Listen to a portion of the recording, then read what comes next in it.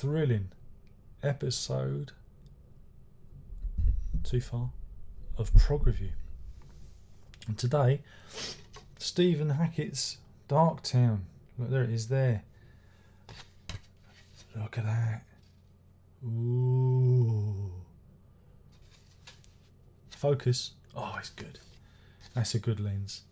So yes, Steve Hackett, Darktown.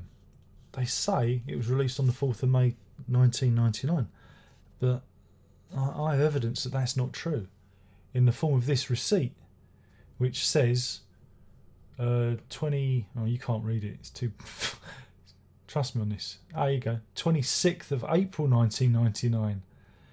Don't you see? And this was bought at our price at Waterloo for £13.99 when I was in gainful employment. And look, there's a little advert there for Suede's Head Music, which was out on Monday the 3rd of May.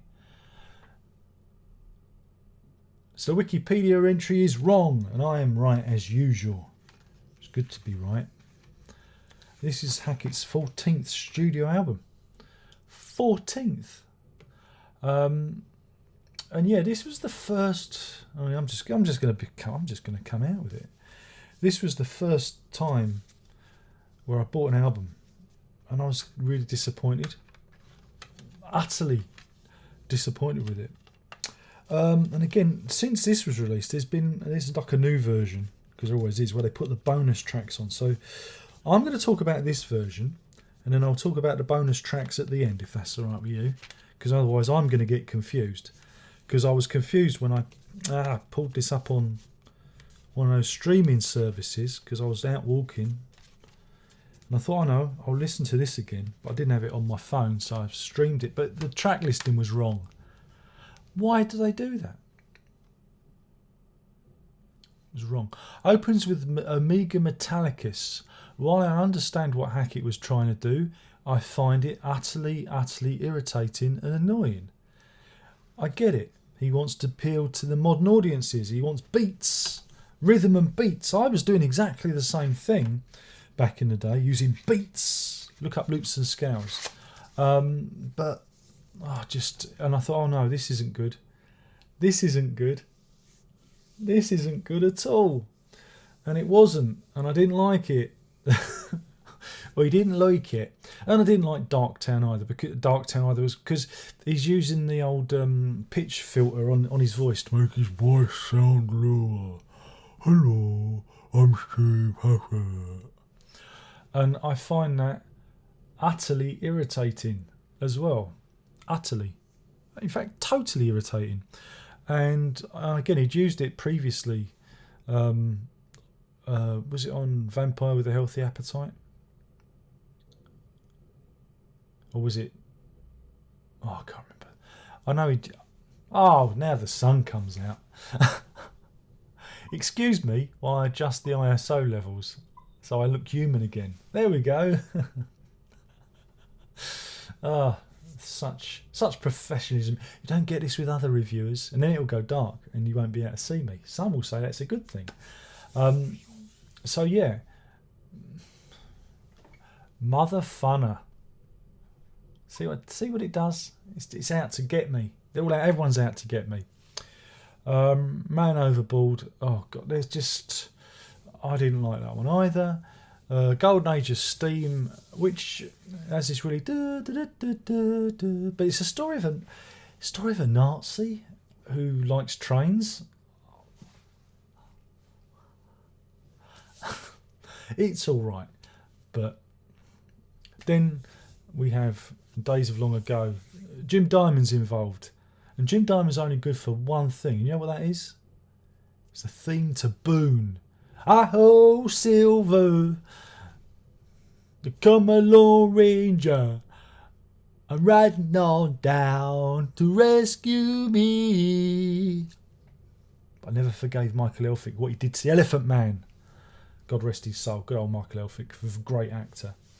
So I'm not a big fan of Jim Diamond. Dream with Open Eyes. Twice Around the Sun, it starts to get interesting because it's an instrumental piece and it's all right. Goes on a bit. Rise Again you're seeing again, he's moving towards. Again, it's that style that we see more of on the subsequent albums, and I quite like it. I think it's a good song. Jane Austen's Door, Don't Care For, Darktown Right is a waste of time. In Memoriam ends the album in a suitably miserable fashion. It's his dark album, and it's just a real damp fart of an ending. It's a real letting the air out of the balloon. And so yeah, this album thoroughly disappointed me, because you've got to remember, I mean, we had before this. No, Too Dark. I do. We had before this the Tokyo Tapes, which was a live thing where he did like old Genesis and King Crimson. Oh, this is just, I don't know why I bother. And that was interesting. That was interesting, but it was a cover album essentially. And before that, it was the classic Midsummer Night's Dream album. Then before that, Genesis Revisited, which again was a cover album. So Blues with a Feeling. Oh, it's the blues, guitar noir. So we're looking at, well, how long was that? 6 years between solo albums, and I really like guitar noir. I really like that. I really like the album a lot. I like that album. I like it, and I've reviewed it. And the sun's coming out again. I'm gonna just go adjust it again, because this is just this is bonkers. So to me, Darktown was an utter disappointment. I didn't find anything there that was musically interesting. See, I like this, like the soaring. I like the soaring instrumentals. I'll just adjust this as we go. It's going to be great. No one's going to notice. That's why you tune in, because I'm rough and ready. I'm not like the others. I'm totally unprofessional. So there was nothing there. There wasn't anything like. Again, they've changed the track listing again. Sierra Kamada from Guitar Noir. All the track listings are changed from when it was the 1993 version. It's just, that's annoying. There's nothing like that there. And it'll be another 4 years before we get to Watch the Storms, which was okay-ish. So yeah, I was disappointed by it. And I know you're probably saying, but Darren, surely you would have been disappointed by Genesis Calling All Stations. And I say, no, that wasn't a disappointment. Because difficult first album.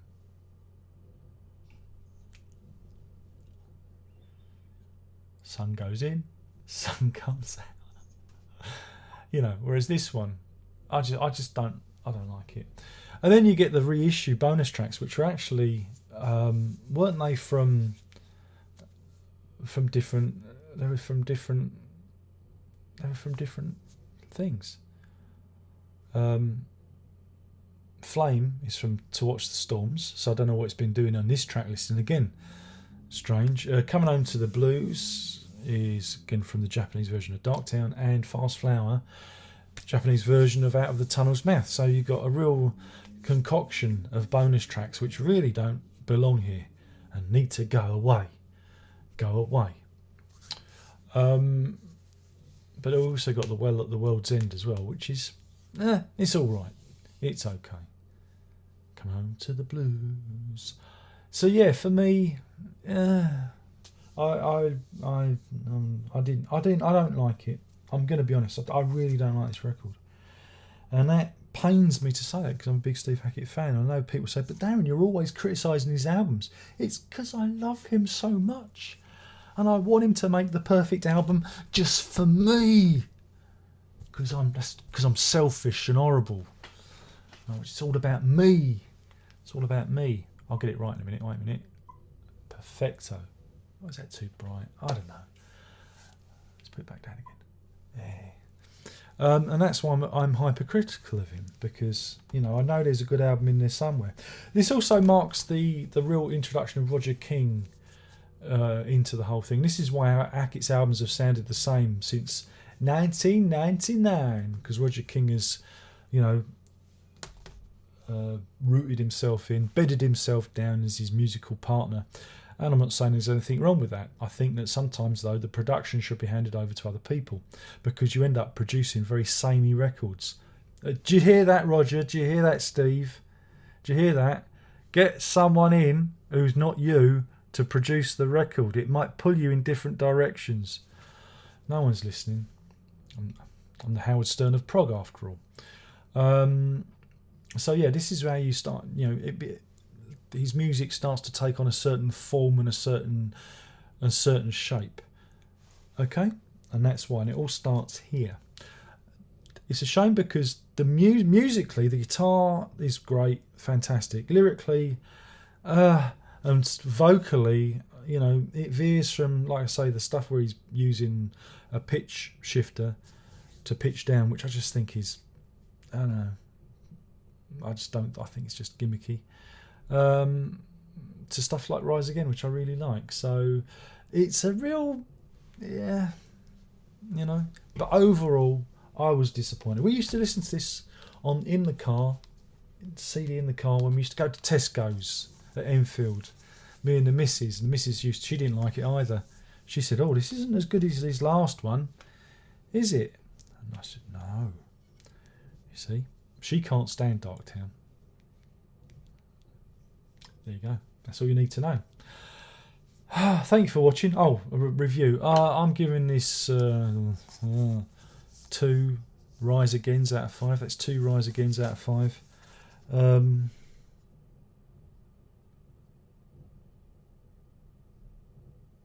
Yeah, Ian McDonald appears on it as well. Oh, damn you, son.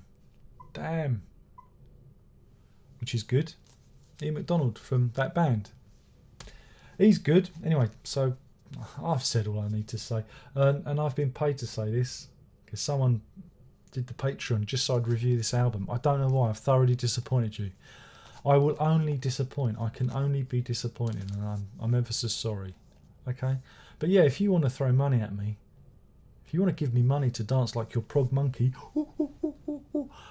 I happily oblige, because, we all prostitute ourselves one way or another. And with that, as the darkness falls, there's only one thing left to say, and that is prog on.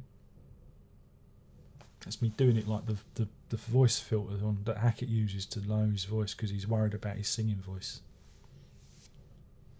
Thought I'd better explain it because you're a bit thick.